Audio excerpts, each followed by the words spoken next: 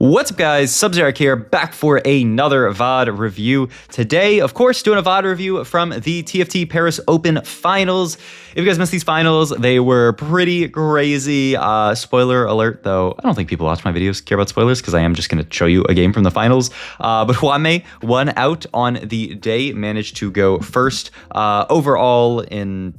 checkmate, won the last lobby. I will just say we're going to jump around POVs really quick, so I do want to point out quickly, we did get dropped to TF. We do also have a duplicator here, so interesting little start from Huanmie here, and he's also holding on to the Slayers as well with the Kiana here and the Yasuo. But yeah, congrats to Huanmie. He becomes one of a small list of players who have won kind of multiple tournaments at the international level, winning, of course, the Set 5 championships, and then also this set. So this set's open. So crazy congrats to Huanmie. It was an insanely stacked final lobby. I do think a decent amount of this tourney came down to who could pilot the good Void spots, obviously, because Void won, I think, almost all of the games from the final. So I decided, you know what, let's VOD review a game where it went a little bit differently, where we show how to actually beat this Void comp that was just so insanely performative throughout the entire tournament.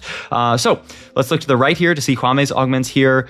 Spoils of War, Double Trouble, and a Reigning Gold here. Spoils of War and Double Trouble, very niche augments. We don't have that much of an opener. If you actually, click down here and see Huanmie's board, he's slammed Gargoyle plus a belt, I believe it is, onto the Twisted Fate here to unlock Graves here, looking towards playing this Bilge opener.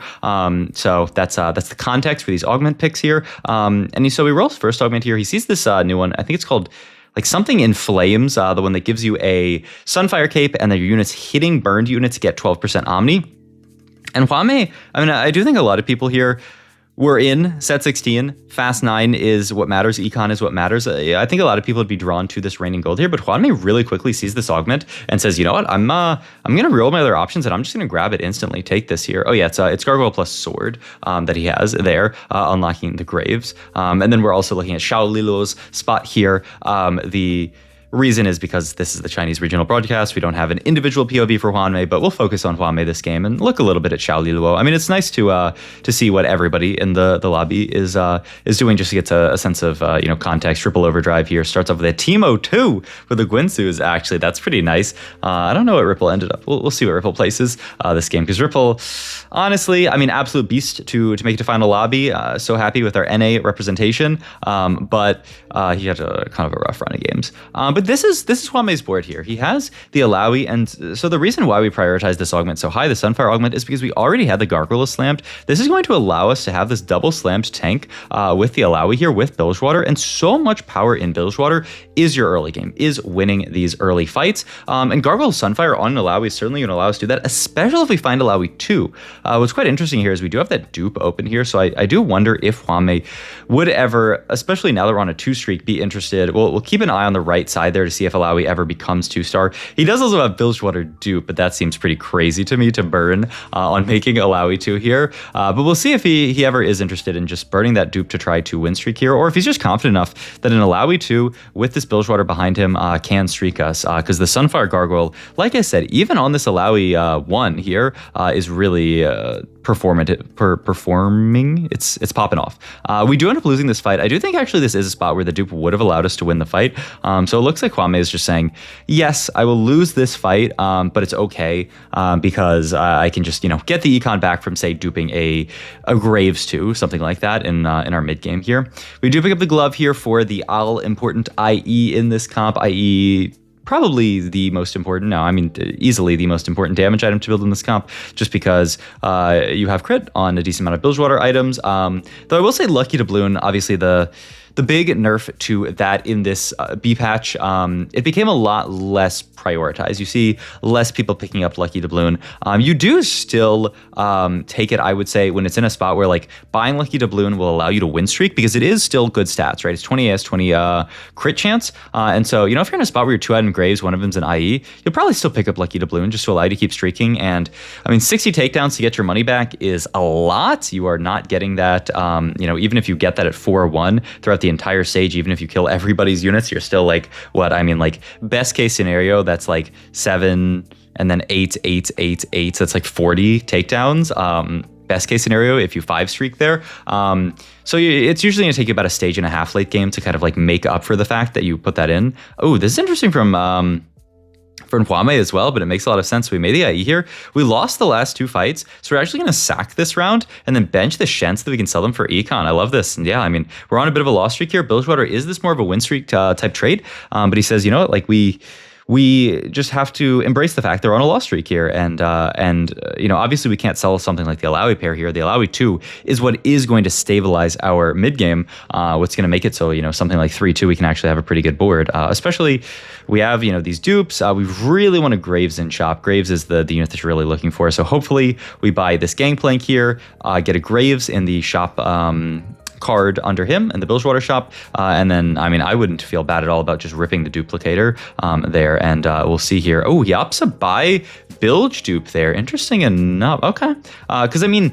this could also, I mean Bilgewater dupe can be a Graves here, and then we can just dupe and be Graves. So that works as well. Obviously we lose the dupe, but we've talked about this before. A lot of people just don't care that much about playing for 3 stars in this Bilgewater comp, right? Bilgewater is kind of almost made as a reroll comp because of all these dupes that you get, but since they nerfed the fact that you can only get 2 duplicators a game now, and because, you know, GP3 is pretty nerfed, you see a lot of people just, you know, playing at tempo, and that's what he's doing here.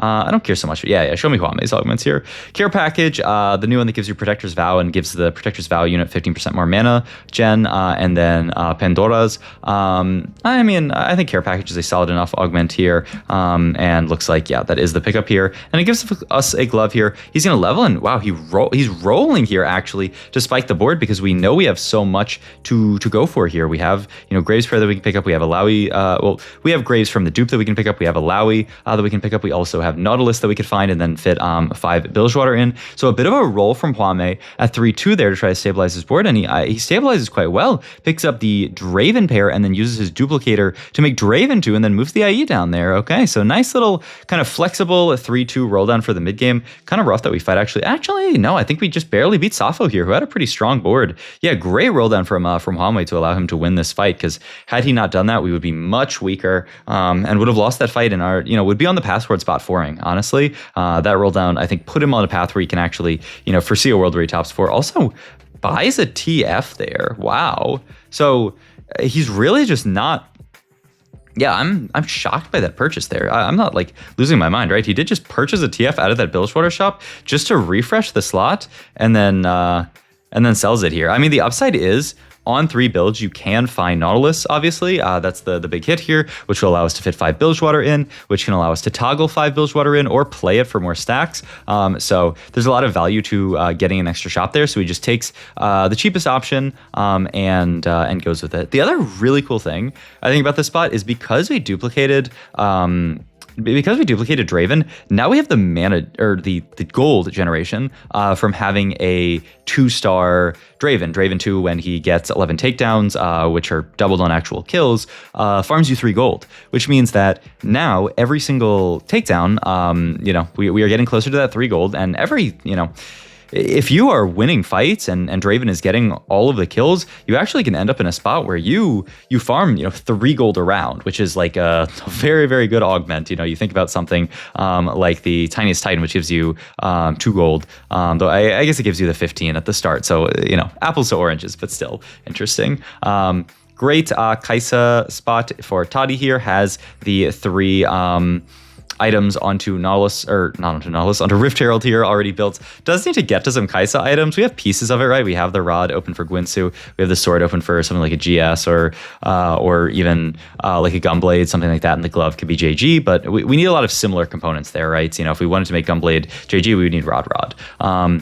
Huanmie here ends up making the Deathblade as his slam. Note that he could have slammed Sterax, but most people, when they play this comp, really do not value at all making these like tanky frontline items, because you're playing it as an MF comp. You're not playing it as a Gangplank comp. Also, the second we find Nautilus here, use Bilge dupe, use 2 Bilge dupes actually, right? That was 2 Bilge dupes to make Nautilus 2 here and stabilize the board again here. Just a nice little masterclass on how to play this comp. This is like the opposite of the dish soap VOD that I showed maybe a week ago at this point, which is funny because a week ago I was like in the US recording VODs, and now I'm here recording VODs in Paris after, I mean, so sorry by the way that this video is coming out a little bit later, but you know, it's it's a little bit hard to record videos when you're on vacation, but I want to put videos out for you guys, so I'm going to do it.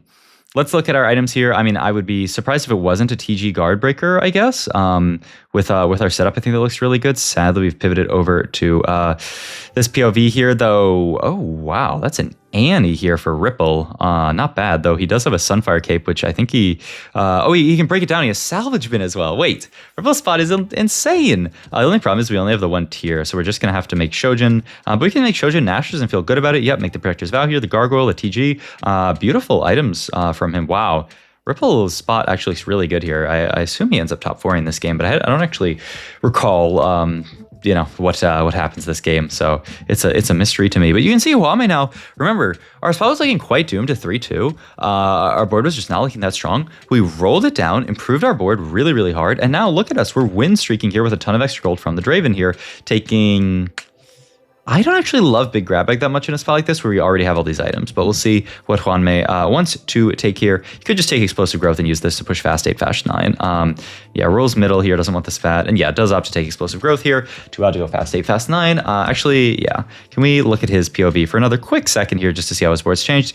So he's picked up the Fizz on level 7.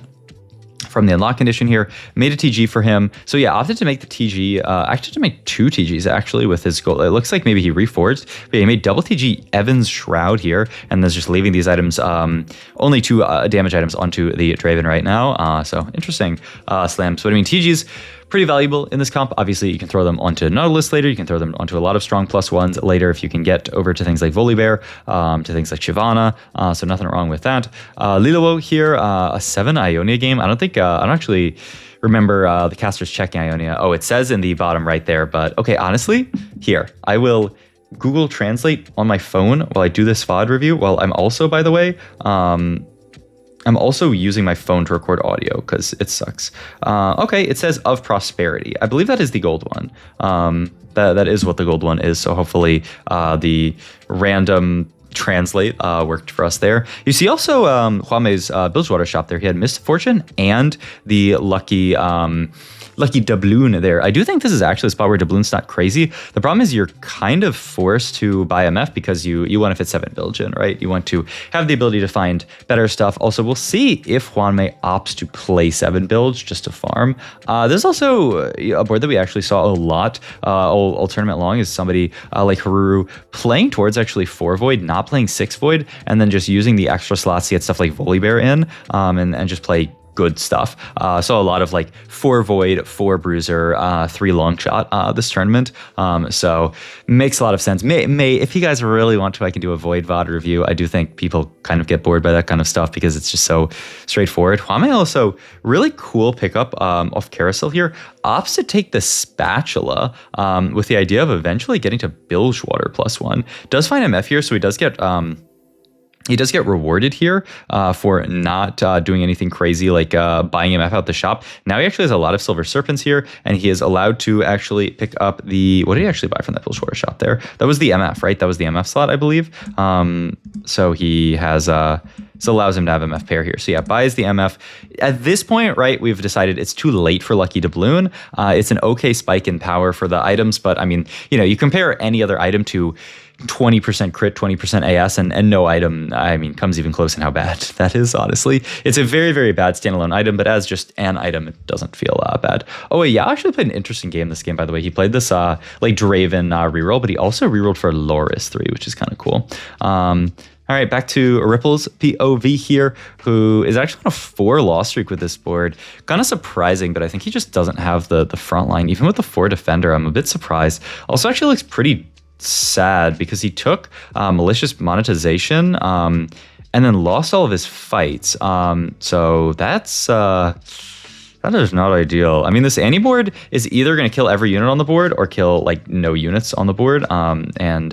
And this is a fight where, okay, actually that was an in-between fight, so I lied to you, but you guys know what I mean. Units that do damage over time, hit the entire board are just, sometimes you're going to have fights where if you're Annie casts and then you lose a few seconds after that, you're just going to kill 0 and your life's going to suck.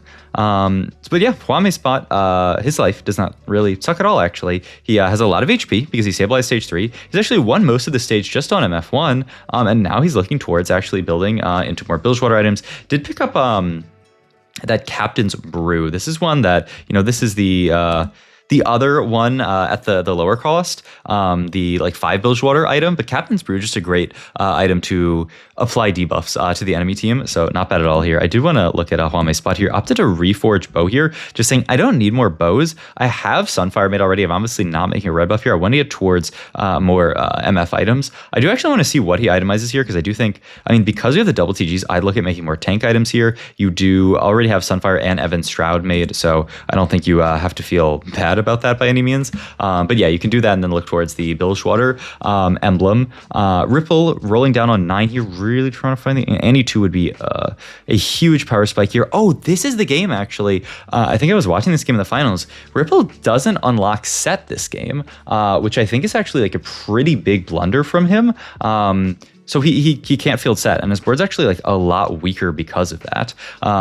So actually just really, really rough for him, actually, because there's, at this point, you basically have to sack a fight to unlock a set here. So it's just, it feels horrible, honestly. And Huanmie's spot on the opposite side feels pretty good. Gets a push, you saw on the right there, a quick level 9 for Huanmie.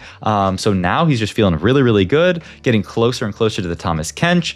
Does have those 2 Bilgewater items in shot that he can pick up and make his board even stronger. Like, this is just, like I said, this is kind of the opposite game of the Dish Soap game. The Dish Soap game, he just high rolled his early game and got to play, easy win streak gaming. And Huanmie's game was, not so much that. It was a lot more, had to roll down 3-2 using the duplicator to spike his board. But now you can see he's made the Bilgewater emblem, did make those 2 tank items like we talked about here, so makes sense here, and just has a very, very solid board with the 7 Bilgeon actually, with the emblem on the Monkey King on the Wukong here. Nautilus links up the Swain, who's obviously just a generically good in here, and then he also has the Kindred in just as another solid unit, and Quick Striker for the whole board is never bad here. Obviously we are very, very strong at this point. Still a little weaker than Scary. This is a Diana board. Yeah, we do get a little Diana Vitati here, so unfortunate. But we're on the way once again to our other items from Bilge here. So that's nice. I don't know if Carousel here, I guess it's another damage item, right? Something like an IE is what I would be looking at here. I don't think you can take like a BT here goes on who? Who do we... we have Edge of Night. So his idea at this point is actually to itemize something like maybe a Shyvana here or a Fiddlesticks here. So BT, Edge of Night actually are next 2 items. Finds Kindred, which is funny enough here. And the other thing is, the question that you should be asking yourself in situations like these is, when do I want to start pivoting out of 7 Bilge? It's a lot easier without the emblem to pivot out of 7 Bilge. Here, we might stay in 7 Bilge for a long time because we don't really have that many dead units on this board. We're allowed to cut a Lowy because we have the emblem here. We have Nautilus in, who's providing us good traits here. Another loss for Huanmie does put him a little low though. You're a little scared, right? Down to 13 HP here. Like, you could actually even bot 4 if your name's Huanmie in this spot here, but there's so many strong boards. Lilowo's board with the 5 Ionia in is huge here. Also showing a replay here. Oh, this is cool tech here, but it also wasn't Huanmie's board. But we do show Huanmie now here, who has managed to pick up the Shyvana 2, and this is going to be his duo carry, is the Shyvana 2 on that board with the BT Edge of Night. So just smart stuff from Huanmie, saying, I do need actually a duo carry on this board. MF's not going to do it alone, and Tom Kench is going to do a little bit of damage, but really need like a true duo carry on this board, and that's what Shyvana is going to be here. She's going to be, really good utility in her trait, and then she's also going to be a solid duo carry. So great stuff by Huanmie here, still rolling down on 9 here, not trying to greed the level 10 here because he knows there's a lot of upgrades left to find on 9, and also note that he pivoted down out of 7 Bilge, so opted to, we can look at the board here because we have the Senna in now and the Shyvana in here, so drop for the Senna. Shyvana now only playing the Misfortune, the Nautilus, the Twisted Fates, and the Thomas Kench here. Usually this is kind of your core, is the Not, the TK, and the MF. But the nice thing here is because we have the +1, we can play 5 Bilge, get the extra stacks, and then just play Kindred as a quick striker, which feels pretty good here. I guess it's also kind of funny we're playing just a Swain 2 as a Swain 2. We're playing 3 Jug on this board, but I mean, Swain 2 is a Swain 2. He's a great frontline, good unit, so feels good. Level 10 here, by the way, for Haruru. I think, wow, wait, that was a pretty big blunder he made as well here, right? Let's look back at this. I didn't even realize this. Look at this. Okay, I see. No, okay. It's not okay. It's not a blunder. We had to roll. Okay. We had to roll to find the Rek'Sai here. Didn't actually have Rek'Sai, which I mean, maybe the only blunder is we didn't hold a Rek'Sai earlier, but maybe we just never saw one the whole game. But kind of funny that we had to roll down. Second, we find the Rek'Sai goes in, and now it's a Baron Nashor on this board, which in many games this tournament did end the whole game. But you can see here, Huanmie is really strong at this point. So let's look at his board and see. Like, we just beat a level 10 Void board. But I mean, look, we have the stats from Bilgewater at this point onto the Shyvana as well. We have TK2, Shyvana 2, Kindred 2, the MF2 here with the Bilgewater item to make her stronger. We also have the Captain's Brew still just sitting onto the Twisted Fate, who's a great applier of it, and then even just a Monkey too here with the TG, and he did end up cutting the Swain 2 just for the 1-star Fiddlesticks here. But yeah, look at this. He's buying up a lot of stats at this point, saying, you know what, it's too far to get to my next Bilgewater item, so I'm just going to buy stats. These are going to go onto a ton of units because we have 5 Bilge instead of 3 Bilge. So those stats, for every Bilgewater unit, you have those stats go further, right? Plus 5% HP is, plus 15% HP kind of on 3 units, or it's plus 25% HP on 5 units. And the more HP you have, obviously, the more you're scaling it up. So cool stuff from Huanmie. Locked into top 3 here, still in the middle here in the lobby, a little scary, but he picks up Lucian Senna 2 here, so now his board continues to get stronger. Can't really move, like, say, this TG off Wukong because it rolled tank items here, but something that we could look at in the future is moving those items as well. And yeah, we'll watch this Vayne board actually from Just Feel Alive, who had kind of a just like full open almost in a Vayne board. Did pretty well, but actually, yeah, this fight was crazy to me. The Lux actually clutches it out, beats Haru here. Huanmie beats the clone that he was fighting there. So all of a sudden, Huanmie is in the first place in HP. Remember, 3 or 4 fights ago, he was 13 HP and he was at risk of actually dying. But he's won every fight since then. He's on a 4-win streak here, has spiked the board immensely, is rolling down here, feeding his Thomas Kench, farming out those extra stats onto the 5 Bilgewater here. And you actually see, look at this, sell a bunch of units for Haru here to fit the Baron Nashor 2, which the second I saw this, I was like, oh man, this Haru guy is going to run away with the tournament, is going to win this fight because Baron Nashor 2 is huge. But he did have to cut really important units because he didn't have enough gold to find the Baron. And you can see this MF does so much damage. Our front line is so high damage and tanky that we win this fight, kill both, and it's a dub for Huanmie. I mean, just a beautifully played Bilgewater game. Really nice 3-2 stabilization that carried him through the rest of the game. And then the rest was history, honestly. Greatly played the way he played around his Bilgewater shops as well.